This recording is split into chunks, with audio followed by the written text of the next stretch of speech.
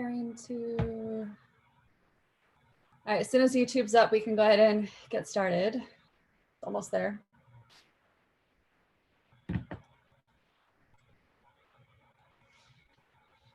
Oh, let me turn that audio down. Perfect. All right, we'll give a few more people to come in, then we will get started. Yeah, we had a good amount of signups for this. We're getting more and more signups for each webinar. So people looking forward to these. Getting some traction. Yeah. Yes, water. I'm drinking some cold brewed coffee. Wake myself up. What time is it? So it's 11 it's 11 for you. Yeah. Perfect. It's just right. Groundhog Day. It's hard to get going. All right, we can go ahead and get started. Hi, and welcome to our next installment of our webinar series. And I'm excited. Wes was one of the first people I met when I came on with Rhodolite, and I've got to work with him a few times. And wonderful instructor, wonderful teacher, and his work is just gorgeous. It's like you see his work and you know it's Wes's work. So happy to have him as one of our Master of Lights. So Wes, introduce yourself. Welcome to the webinar. Thanks, and thanks for having me. I am Wes Kroninger. I'm a photographer currently out of Long Beach, California. I specialize primarily in beauty work for hair salons, hair product companies. And I also do other types of commercial work, product photography, some beverage work. And then I also work out of a studio in Long Beach where we do automotive photography for Honda, Nissan, a few auto manufacturers, which we have started using the Rhodolites for that as well. So kind of an exciting thing, switch from the hot lights to the LEDs in that aspect as well. So. Now, if for those of us who have been on the webinars in the past couple months, you've noticed that we're missing Dirk, who is on vacation, which is funny because he sent me a message yesterday. He's like, "What's the webinar link?" And I was like, "I'm not giving it to you. You're on vacation. Go enjoy." He's like, "Yes, ma'am." So we have the one and only Rod to join us today to help us with some of the questions. So Rod, give us a little introduction for you. Yeah, sure. So, hey guys, I'm Rod. I'm the CEO of Rhodolite, and I'm also a passionate photographer myself. And so delighted to be with you guys today, and obviously really appreciate Wes joining us today. Now, one of my favorite aspects, probably the best aspect of these webinars is we want to be able to inspire you guys. We want to be able to, show you what we do with these lights and bring in an amazing master of lights and have them explain to them what makes them love using the lights and why they use them and how educate them on their process and their journey of photography. So Wes, as we kind of the generic question that we start out with, what inspired you to get into this line of work? And, like right now it's obviously like, not working as much, but yeah, it is, it's healing at the same time, being able to be a photographer. Yeah, I started out in the music industry. I started out playing music. I went to school for music, was in bands since a teenager. And then I got kind of tired of being in the music world. And I was looking for some kind of outlet that I could do creatively that I felt like I was in control. I wasn't in a group of people that had to all work together to achieve a goal, which I learned later on as I got into commercial photography that you are still in a group of people that have to work together to achieve the imagery you're trying to achieve.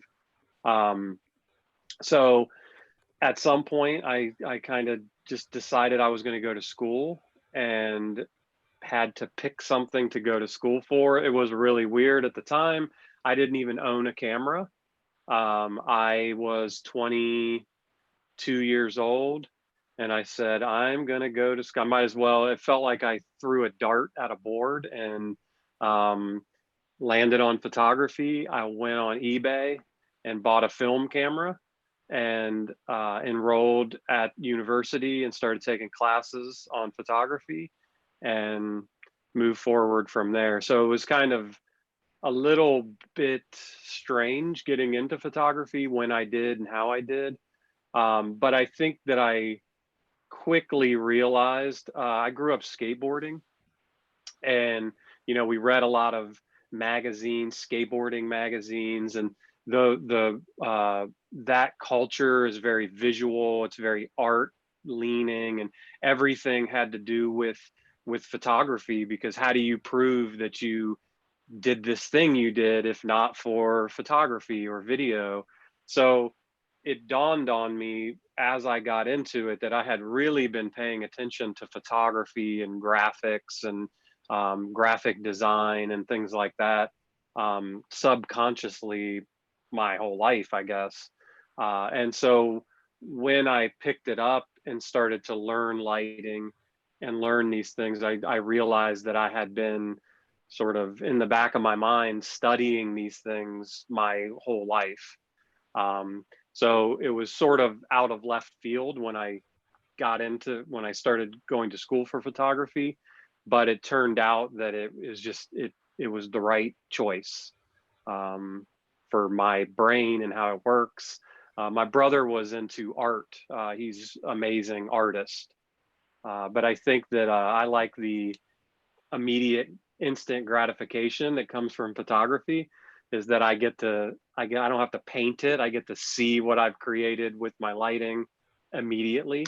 And I get infinite redos. So if I take an image, I see it on the screen, I don't like it, I can tweak the lights, tweak something, tweak the pose, take another one, see it immediately, and then build upon that until I get the imagery that I like. So yeah, so my path to where I am is kind of different. I know a lot of people talk about, I've had a camera in my hand since I was 5. And I am not that guy. Like I said, I didn't even own a camera when I made this decision. And eBay came through with a little Olympus film camera, and then that's where I went. I find it interesting that I know a lot of people coming from the music backgrounds, and the process is the same. You work out your music, you practice it, you do over and stuff like that. Like Rod yourself, your music background. I myself, music background. So I find it really, I'm almost curious now, like how many photographers do have a music background? It's really and there's a lot of similarities too. Like you said, the practicing, you have to practice before you go live. Yeah. So, being a lighting educator, I constantly am harping on, photographers, that the only thing that you can do as a photographer is to practice and practice, practice. Because when you are finally in front of a client, you need to deliver the musical performance that you promised when you sent your estimate or told someone what it costs to have pictures done with you. So yeah, practicing is great, but then the other side is that that sort of riffing off of each other, whether it's between the photographer and the model, sort of that creative conversation that goes back and forth, or if you are in some kind of creative team where there might be a art director and client and all of these opinions. If you think of the art director as the bass player, and somebody else is the guitarist, and everybody has to find that creative common ground to make a song, which is our imagery. So it's interesting. Well, let's dive into some of your pictures, and I have your Dropbox open, and I almost don't know which one to go first, but I just love it. So I'm gonna go with the one that's on the this one. Let's see here. No, yeah, her eye, just, she's got one eye, but it's stunning, and you're captivated in it, and you're just staring at it, and you're like, oh my gosh, this is beautiful. Tell us about this particular image. So I shot this in New Orleans. I have a client in New Orleans that I've worked with for, I mean, we must be going on 13 years at this point. And they actually came to me. We usually, we do a shoot every year and we travel around. They own a bunch of beauty schools and we travel all around the country. And they wanted to build out a studio in this new salon they were designing in New Orleans. And they came to me. They want to be able to do stills and video in the studio location they were building out. And I was like, oh, I have the lighting tools that you need for that. So they actually put in, I think they have 5 or 6 Anova Pro 2s, which are the big rhodolites. So they put in 5 or 6 Anova Pros that are on the scissor mounted, ceiling mounted racks in the studio. So this studio is amazing. And when we do these shoots, we work with, we might be doing 10 or 12 models over a 2-day span. And so there will be, each school will have an artistic team. So it'll be somebody that does the hair color, somebody that does the hair cut, and then somebody that does the makeup.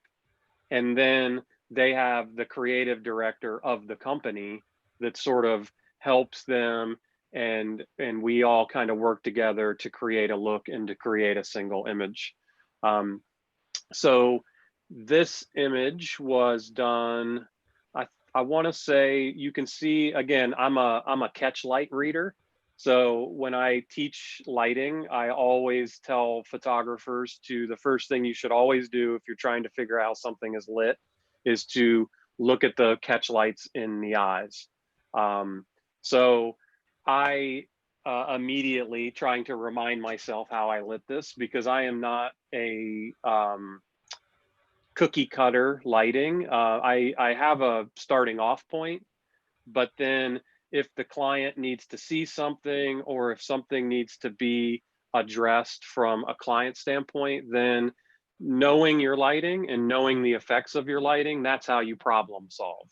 It's always problem solving. So a client may say, hey, we want some more definition on her neck and on the hair on the sides. Well, you need to know as a photographer how to achieve that. I always start simple and then only build from there if there's some kind of need. Some of the best images in my portfolio were done with a single light with a reflector from below, and that's it. If it doesn't need anything else than that, it doesn't get anything else. So that light, that image, I'm pretty sure was one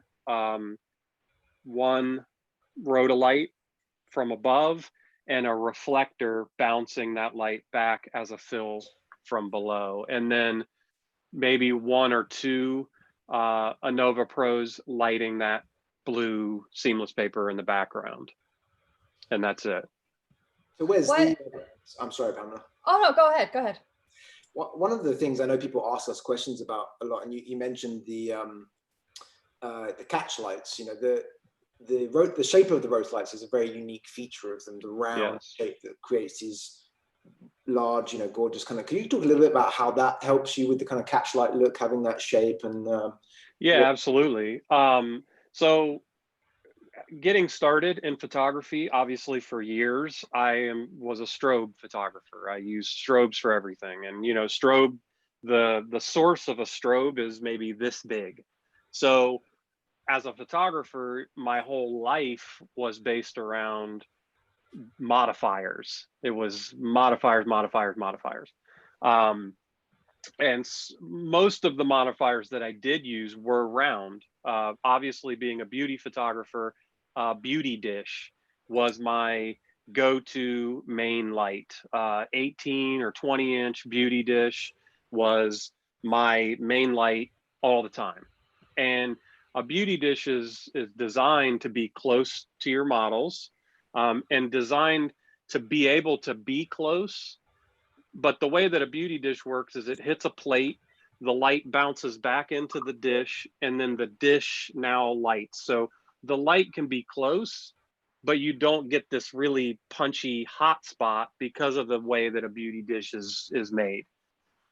When I switched over to using Rotolights, the beauty is, one, it is a round source, which I don't love square source main catch lights in eyes. It just doesn't, it, you know, again, with as lighting goes, we're always trying to mimic the sun.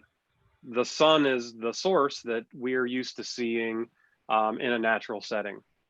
So square, it always kind of throw me off. I have done a lot of work with a soft box. You know, obviously people have used soft boxes a lot.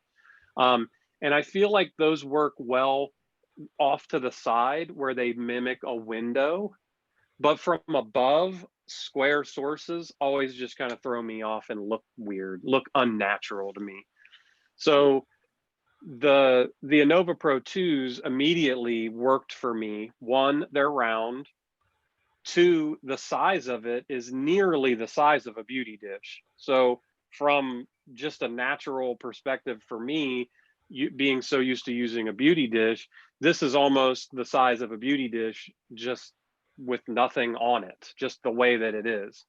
And then the other part, that having all of these different little lenses that are around each one of the little LED bulbs, since they're all throwing their own scattered light around the source, it just kind of, again, I can have it really close, but it's still soft because there's light being scattered and thrown in all millions of directions, that I can have it close to my model without getting a really punchy hot spot that just, it's hard to fight against that when it's just really like a laser of light in there. So I can, again, have it close, have it throw all those specular details into my images, but not have this really, really, you know, like nuclear pinpoint source on a model's face. So yes, the shape and the size of it are just the game changers. Now that I don't have to travel with a bunch of light sources. So or modifiers. I was trying to share this earlier and it wasn't working, but I wanted to show one of the BTS of you instructing, and you do where you have it like the beauty dish up on a boom arm, yep, on your model. And that was always my go-to, was just the, you know, that's always where kind of I would start from. If I didn't know exactly where we were going with an image, I would always start with the boomed beauty dish, and then either with or without a reflector, depending on how dramatic we were going with the imagery. So, but again, that was always, you know, when you're starting with one light boomed overhead is the starting off point. See what the image looks like, how the light is working with the shape of a model's face, or how the hair is on the model. And then you can start to adjust and fine tune from there. But yeah, that boomed source is always kind of my starting off point in these punchy commercial beauty images. All right. Oh, now, what introduced you to Rotolight? Like, how did you even discover Rotolight to begin with? I started getting asked by clients to be able to provide short video content along with the stills. And I don't even know if it was just like a Google search that I did. I don't even remember I know that I was looking for some type of lighting that could strobe, but could also be LED constant light. And obviously, Rhodolight's the only one in the game that has that. So I keyed into Rhodolite, and I've worked with lighting companies over the years, and I do a lot of education and I do a lot of training. So I reached out to Rhodolite because I just wanted to try one before I made a purchase. And so they were nice enough to send me a light to try. And when I realized, once I got it in my hands, then it was just, I knew that at that point, this is exactly what I needed. It strobes, and all I have to do is switch over to video mode and be able to shoot video content. But I didn't have any idea at the time how perfect they were for everything that I was doing. You know, all I knew at the time was it's an LED light that strobes. And then once I saw the light quality and all the things that came with that, then yeah, I was kind of sold on that at that point. What were there any adjustments that you needed to make to your workflow coming from a different lighting scenario into Rhodolite? Yeah, I mean, you know, strobes pack a lot of power. Mm-hmm. You know, when you're shooting, so say if I have a light cranked all the way up and I'm using a beauty dish on a strobe, you're going to get a lot of light. It's a lot of light. And, you know, people often ask about Rhodolite. You know, if I'm shooting outside on the beach in the midday sun, can I overpower the sun?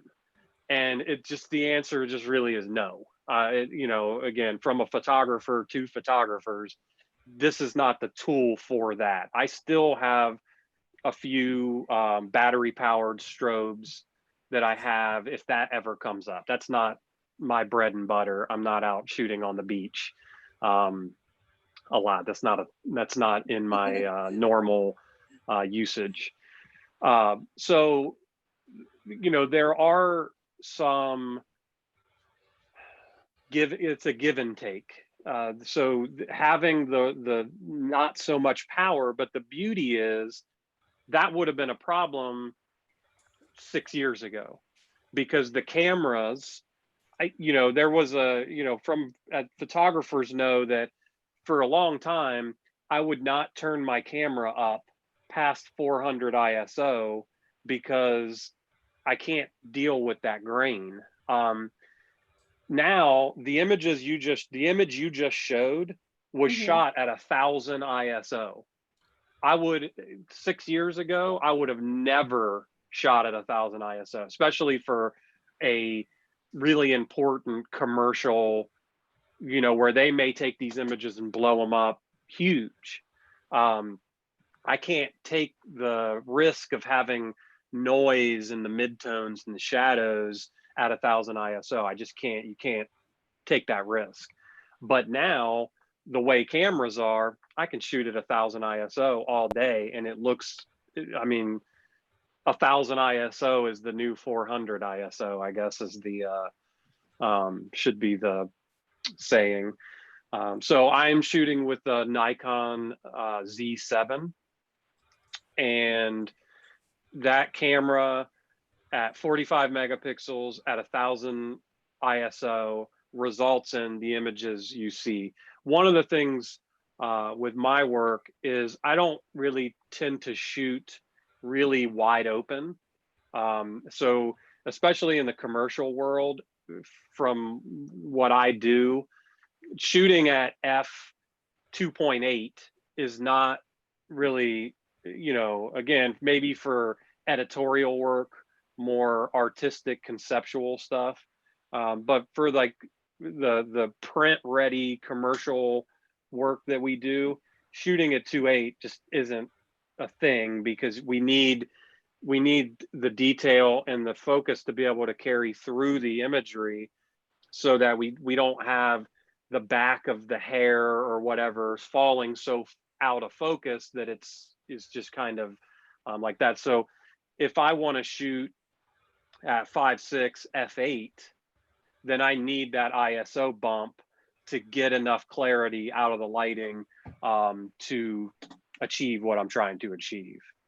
So here's another BTS, since I want to show the final image of this because we have both. Walk us through this setup, and then I'll show the final image of it. So again, same thing. So it's the boomed beauty dish style Anova Pro from above. I use a California Sunbounce silver reflector from below. I like those because they can be super clamped to a stand and just stay and give me this really nice bounce silver reflection. And then 2 Anova Pros on the sides to give us that edge lighting on her neck and that nice shine in her hair. So I really like the separation that comes from having a little bit of edge light on the sides.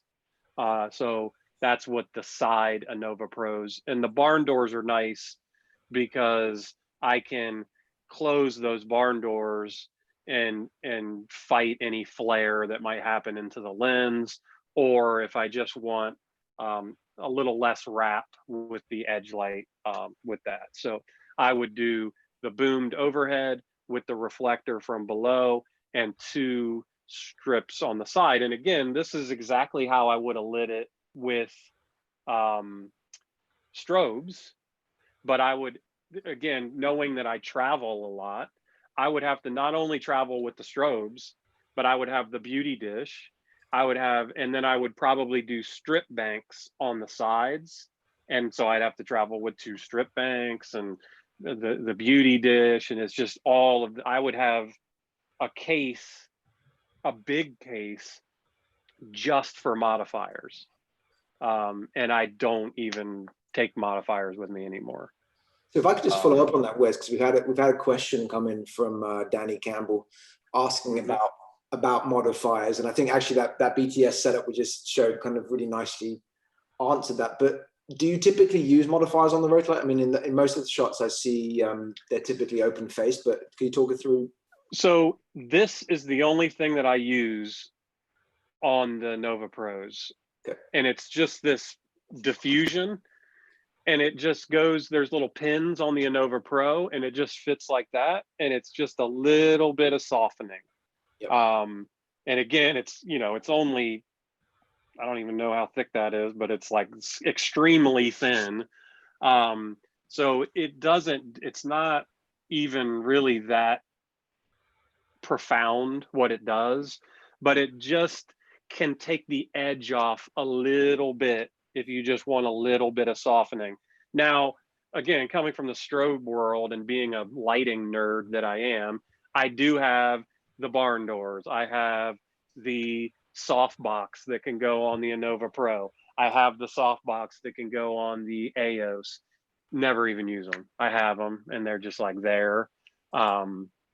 Sometimes when you're shooting, you want to have like we call it the dog and pony show.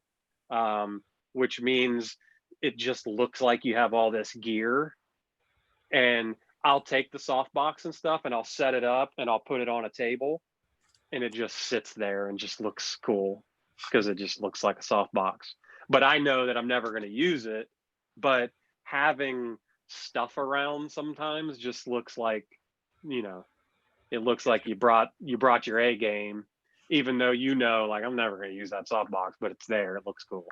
We've got a couple more questions coming in. Are you able to get that BTS back up, Pamela, for a second? Yeah. Let me get back to that. I was about to show the final, but let me go back to the BTS. So some of the other questions we've got coming in, this one was from Dan Nason, and just expanding a little bit on it, Wes. In this BTS shot, we can see that the lights are on. So to what extent do you shoot with the lights just generally in continuous mode versus strobe, or is this just a modeling light? And how much of an advantage is it to be able to preview the light?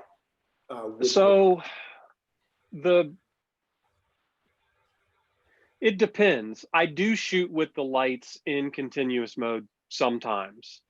But I do shoot with them in strobe mode quite a bit. So, so let's talk about the benefits of continuous mode. So one of the things, again, being a lighting educator, that I really like is that what you see is what you get. So if I turn these lights on constant mode and I dial them up and down, and I can see the results right now, and that's exactly what it's going to look like if I put my camera in front of my face and take a picture, that is exactly what it's going to look like. One of the things that photographers struggle with the most, and which kills me as a lighting educator, people often don't have light meters. So there's this mystery, because there is this huge separation between, on a strobe, what the modeling light looks like and what it's going to look like when the flash triggers. So there's always this, like, you know, there's this just kind of separation between, okay, I'm setting up the lights and I kind of see what it's going to look like, but then I get in front of my camera and I take a shot and it's just like blown out or underexposed, or this light's brighter than I thought, and this. So from a as you're learning your lights standpoint, the constant mode is really powerful, because you get to see exactly what's happening. If you turn a light down, even if you did it from the little Ellen Chrome skyport, and you're looking at your model or your object and you're turning one of the lights down, you see it. And if I took the picture right now, that's exactly what it's going to look like. So another benefit that I think is interesting when you're shooting in constant mode is there's a little bit of, so we're in a place in photography where we have the best technology that we've ever had. We can make the cleanest images we've ever created. 100 ISO, 45 megapixel, zero noise, the cleanest, most perfect imagery we could ever capture. But it's almost too clean, if that makes sense. So there's a lot of photographers that'll add noise to images so they look more tactile, they look more like analog, like it's accessible, it doesn't look fake.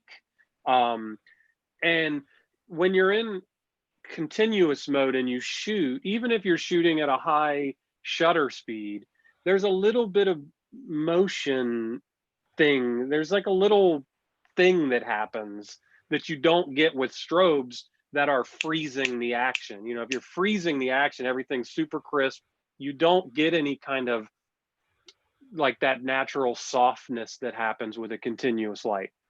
Now, let's talk about the strobe aspect of it.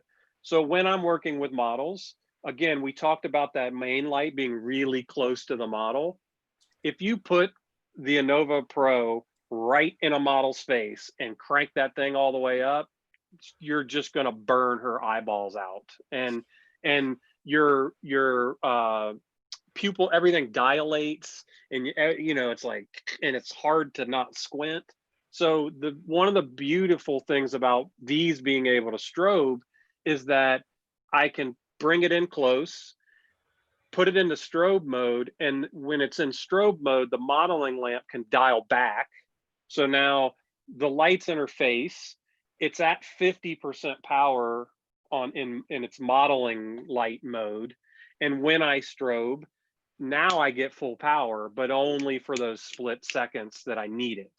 I'm not, you know, like burning out my model's retinas with this super powerful LED panel, and the strobes come into play. And I'm sure that Pamela is going to show an image that I did. The other part of strobe mode is if you do want to add motion blur to your images, you can do rear curtain sync, which means your curtain opens, you get a blur, and then you get a pop at the end instead of at the beginning, which means you can blur into that frozen still. So from a creative standpoint, having them strobe is really important, because I couldn't do this image if it weren't for the strobe at the end, because all I would get was blur. It would just be a blurry image, and nobody wants that. So for this image, the camera is locked down on a tripod. So the camera itself is not moving. All I have the model doing is really swaying about this much, just inside of my frame. She's just kind of turning and swaying back and forth. And I'm timing this with her. So I'll click and the shutter will open. She will blur. And then at the end of her motion, it'll strobe at the end. So I have two lights, two rotolights on the sides with gels that are in continuous mode that aren't going to strobe. So they're just burning in that red color. And then my main lights are on strobe mode. So my shutter opens, it blurs my my background lights, and then I get that strobe at the end. Now the modeling lamps on the main lights are off. They're completely off, so it's dark, which makes this interesting when you're trying to make sure everything's nice and sharp and the model's moving and the room's dark. So you get your blur and then you get your frame at the end, and then this is the result. And so from a creative standpoint, if you're shooting in only continuous mode, you can't do this.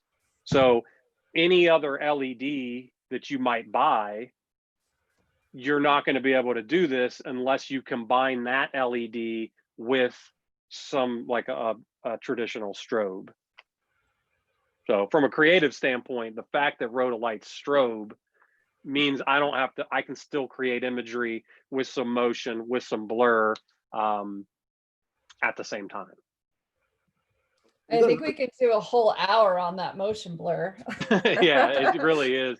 It's I think I did something where I was gonna try to do it live, and it's so complicated that it was like I should not have even gone down that road. But it really, just in theory, the rear curtain sync where your shutter opens and your flash fires right before it closes, that's really all you need to know, is that the two lights in the back are burning the whole time the shutter's open, and the strobe fires just before the frame ends. And you can have a lot of fun with that. I mean, you can, with dance photography and all kinds of stuff, you can do a lot of cool things with rear curtain sync and strobes. We've got a couple more questions coming in on the YouTube stream. One of them, Wes, is do you color balance the Rotolight light output to match your camera, or what are you typically doing there? And I guess just one thing to clarify for people is, as you mentioned, the Rotolights are both continuous and flash, and they can flash at any color. But how do you typically work with them in terms of color balance and white balance? Great question. Being that I'm a studio photographer, I'm not necessarily using, I'm not usually balancing the Rotolights with already existing ambient. So I'm not having to essentially take a color reading of the room and then get the Rotolights to give me whatever is already occurring. So the way that I work, I just dial, since they are bicolor, I can dial in a Kelvin, and then instead of having to white balance, I just dial in the Kelvin. Usually, isn't it 4200 is the the sweet spot of the light? So I always just dial in 4200K onto the light.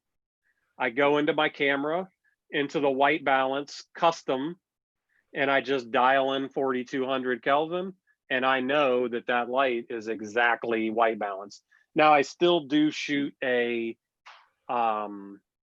X-Rite color checker passport, and then create a profile and do all that thing when I actually process the images to make sure that, again, these being commercial imagery, color needs to be spot on, and just different fabrics and different textures, and everything sort of takes light and throws it out differently.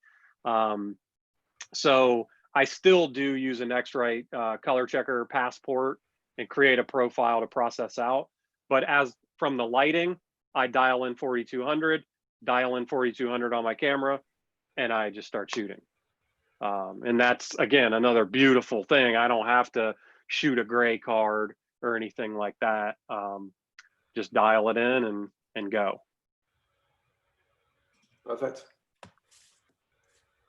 So do we have any other questions, or we can move on to I think that's enough for now. We've got a couple we'll come back to later.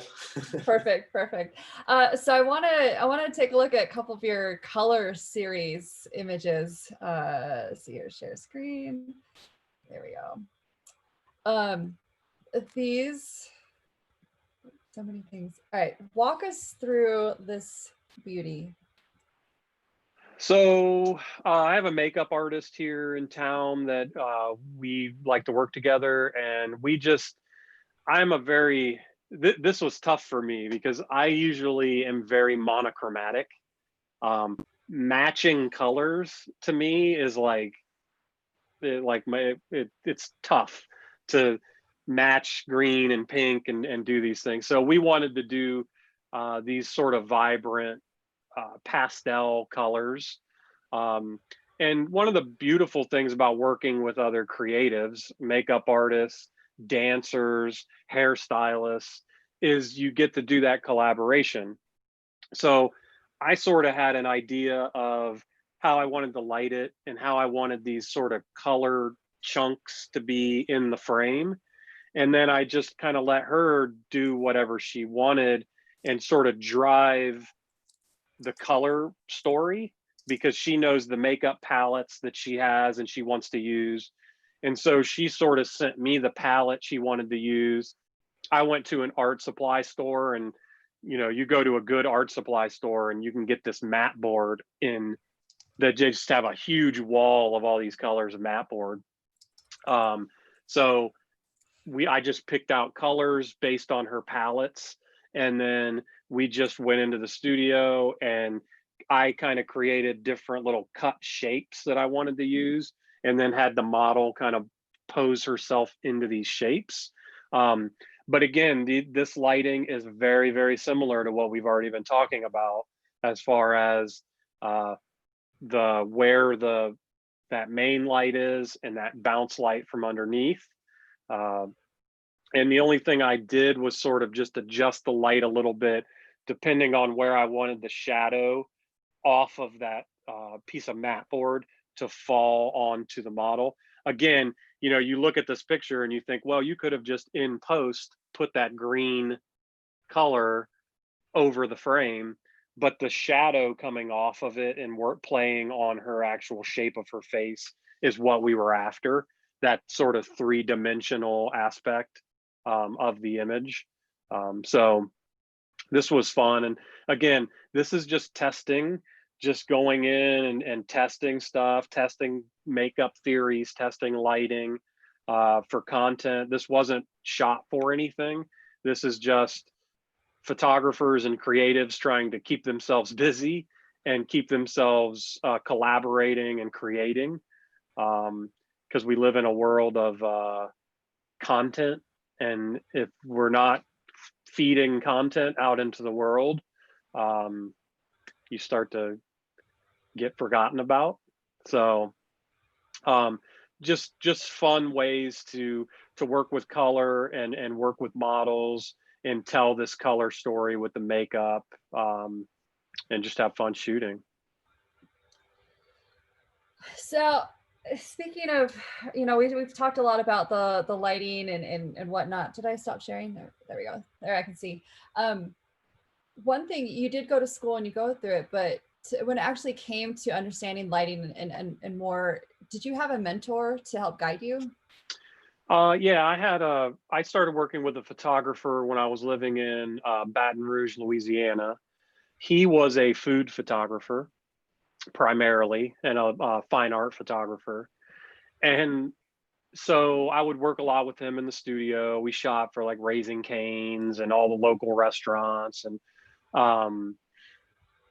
but he was introvert, so he didn't really like, I mean, he did a lot of like corporate headshots in the studio, but as far as going on location and photographing people and stuff like that.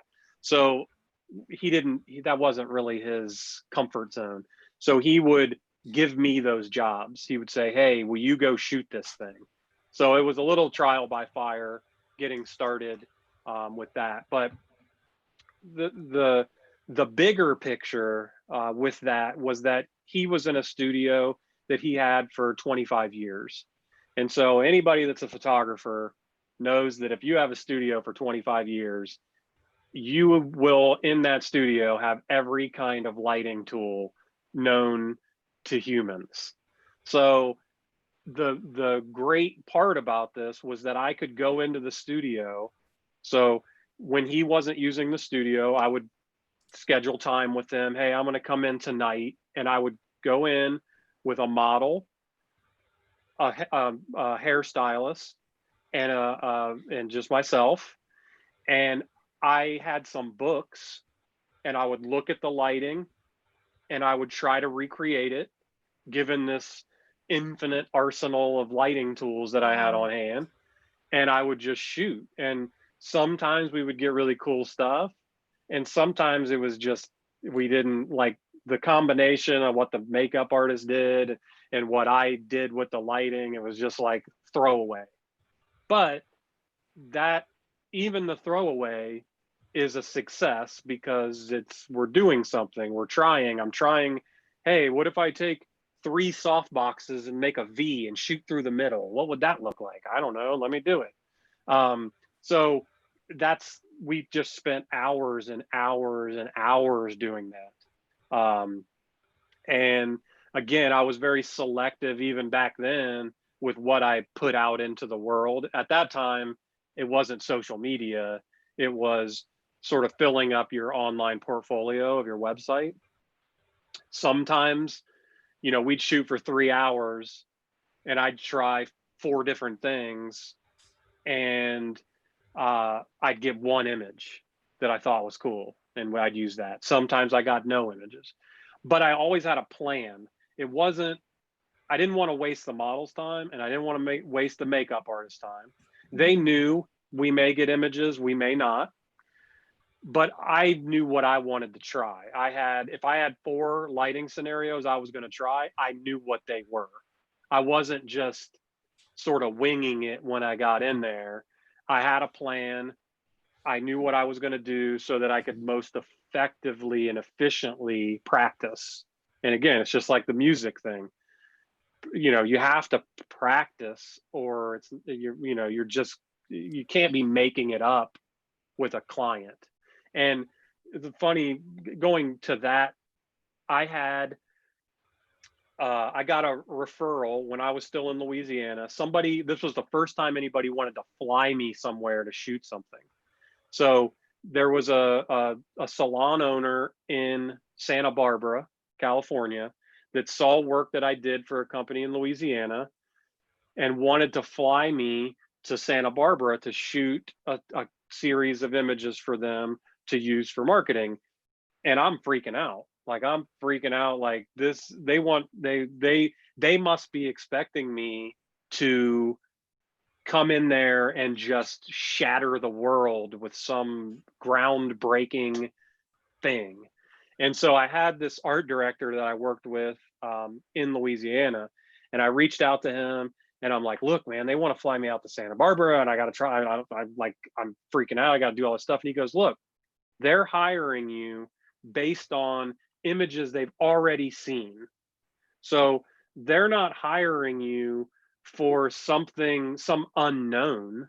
They're hiring you for images you've already produced and you've already practiced and you already know how to do. So go in there and do what you already know how to do, so that you're not trying something new, because like we know from practicing, sometimes it works and sometimes it doesn't. Well, you don't want someone to fly you all the way to Santa Barbara, put you up in a hotel, feed you, pay models, do all this stuff, and then be like, man, that lighting thing I was going to try didn't pan out the way I thought. Sorry, that's not acceptable. So that's where everything that I had done up to that point, everything that I had tried and knew that it worked, those things are what I had in my toolbox, that when I got to Santa Barbara, based on the style of imagery they wanted to use, I knew from practice what lighting to use to achieve the look that fit their salon brand and that they wanted to do. So all of that practicing, sort of, and getting used to things and trying things and seeing what works and what didn't, and what lights do this and what lights do that, that formed how I still operate now. But that's how I got started in learning lighting, kind of in my own path and my own structure, was just failing and succeeding and wallowing in my own creativity. And there was a book, and I tried to find it before this so I could show you guys, but there was a book, I put out a book in 2011 that I mimicked off of this book that I used forever. And it had, like, it would show an image on one page. It would show like a 3D rendering of the way that the lighting was done. And then it talked about why the lighting was done a certain way, so that I could flip through this book and go, ooh, I really like the look of this image. I would look at how the 3D design, like the little studio 3D rendering looked. And then that's what I would use that night when we were going to shoot. I'm going to try to do this thing with this model. And that's just what I did. No, I think your process of discovering light and learning it's so key and crucial for people to understand that it's okay to create crap stuff while you're figuring all of this out. And it's okay to not want to show some of your image while you're figuring all of this out. That's a part of the process. And that's the beauty of being in photography, because we get to go on that journey. And it's so inspiring to hear that and to see where your work is now and what you've gone through. It's okay to be. Well, and I mean, even to this day, if I go shoot for a client, so if you're familiar with Capture One, I shoot tethered into Capture One on my laptop. So one of the things it can do, it's got Capture Pilot. And so my art directors and stylists will be on their phone, and the images come up on their phone or an iPad while I'm shooting, and they can star the ones that they like. So that it helps while we're shooting. If we take 200 images of a model, they could have effectively already made their selects while the shoot is going on. So we don't have to turn around now and go through all 200 images and make the selects. But even to this day, the model, the clients will pick images they like for their purposes.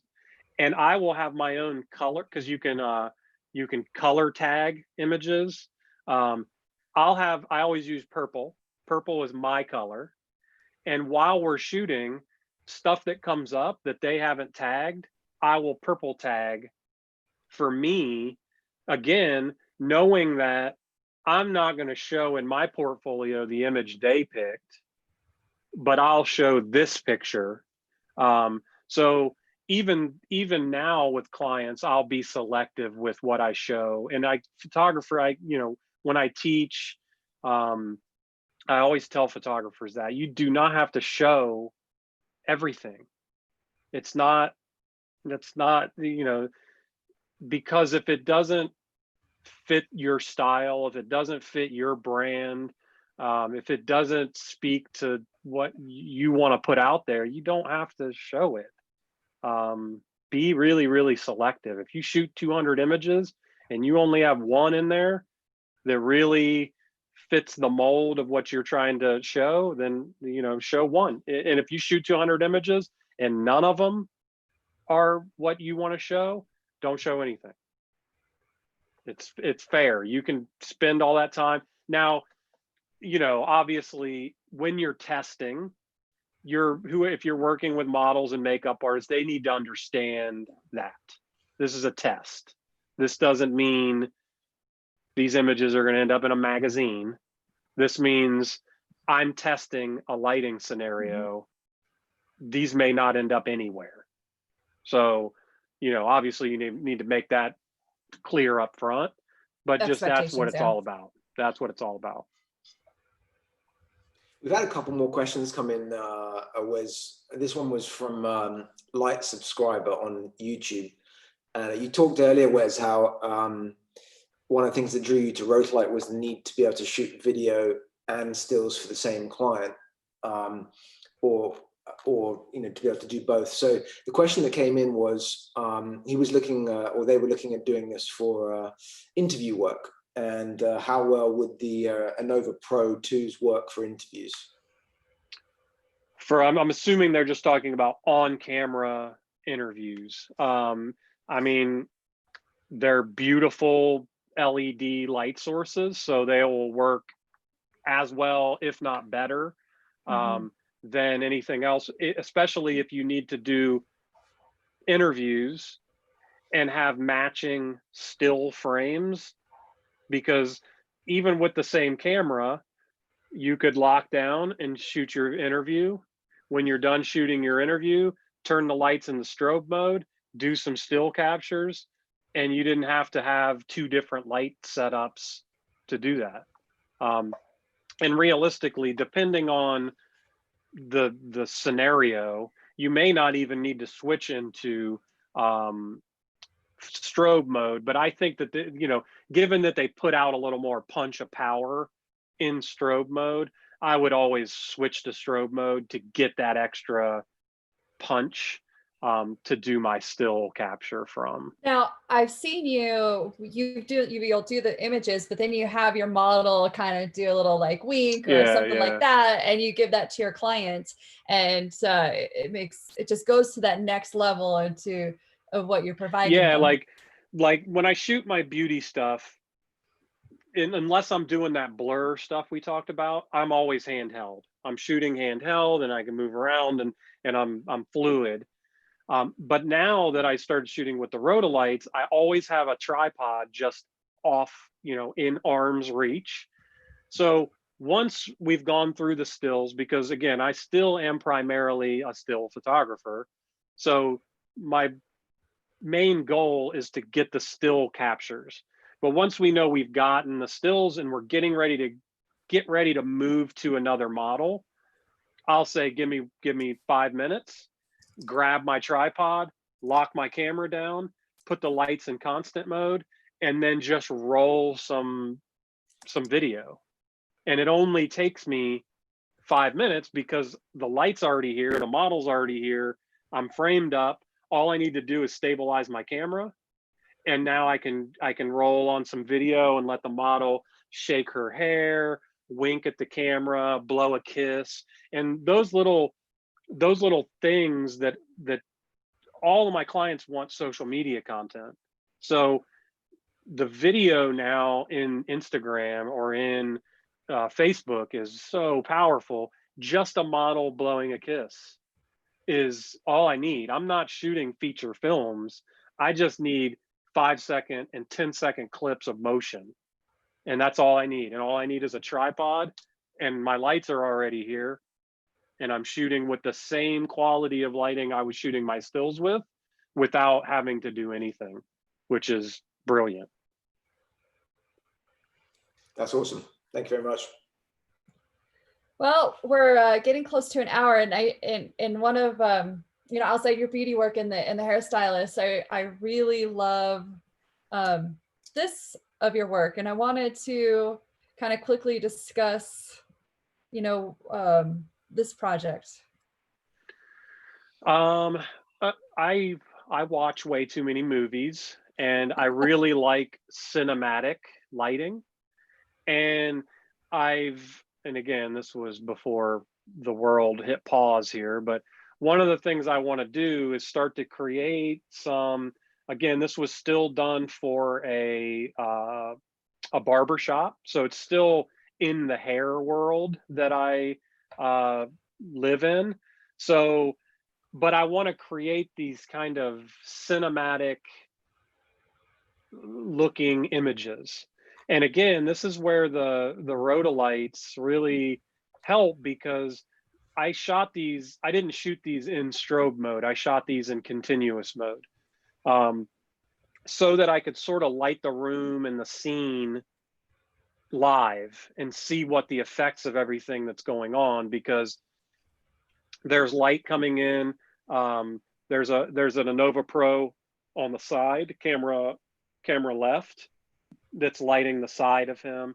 There's a light boomed overhead, so it's got that overhead natural room light look. And so I think I even put a light down in the front of his chair just to light that bottom of the chair, so there was some information there. So just being able to sort of work in these environments and sculpt the light how it needed to be done to allow me to create this kind of, like, it kind of looks like a still frame from a movie as opposed to a photograph. So the rhodolites, and again, the beauty here is that if I was trying to get that look with a strobe, I would have to boom overhead, you know, those, like a China globe or something that's going to give that feeling. And it just, you know, being able to boom this overhead with a battery, it's a lot lighter and a lot more space saving. So if your room's not really tall, you know, if you push this right up against the ceiling, you've got tons of space to shoot underneath it. If I've got like a Octabank or a softbox and I'm trying to work in a regular 8-foot tall room, I don't have the space to push a light up, have a softbox below it, and now try to shoot underneath all of this light. So the beauty here is that I can boom the Innova Pro at the ceiling, and it's really only, you know, with the battery pack on it, it's only this far off the ceiling, and I've got the entire space below to work, which is pretty cool for that. Wow. That's beautiful. Yeah, now that just reminded me, seeing that image, I want to do some more stuff. So we actually just we booked an Airbnb, and you're not really supposed to do that, but it was really low key. It was just me, the model, and a stylist, and so they didn't know. And again, the beauty is with the rhodolites, they're small. They don't look like, it doesn't look like a photo shoot is, you know, walking into the Airbnb. It just looks like some guy with a case, and, you know, so that picture, it was low key. That's one of those images that you look at and it gets you excited to go figure out your own photo shoot and play. And again, being able to just turn the lights up and down and see the result, and not have to worry about all of this, you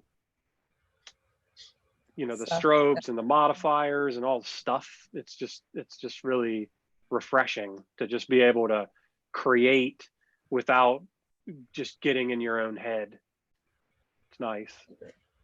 Well, I appreciate you coming on today. It was great. Lots of inspiring words and work, and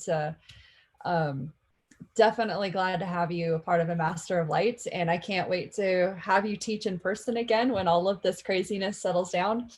Because just all the classes that we've done together over the last year, you know, you're so inspiring. And even when we were at one conference, and how you're telling people where to set the color balance on their camera, you know, many of the photographers didn't even know how to get into that aspect of it. And those little things help us go to that next level in our work. And thanks to you, so many photographers out there have gone to that next level. And thank you for coming on to the webinar today. Thanks for having me. And if anybody has any questions, feel free to email me. My email is info@weskroninger.com. It's just my name. So feel free to reach out if you have questions about rhodolites, about lighting, about anything. Just hit me up. I'm here. Thank you so much. We're really very grateful. And just to mention to everyone on the stream also that there's a brand new Rotolite user group on Facebook. So if you look up the Rotolite user group, it's It's a private group, so you just send an invite, and it's a great forum to share your work, get feedback, ask any technical questions, and Wes and many others are members of that group. So, you know, we'd love to have you join us on there as well. But thanks again, Wes, and thanks, Pamela, also. Thank you, everybody. Till next time. Thank you. Bye. Thanks for having me.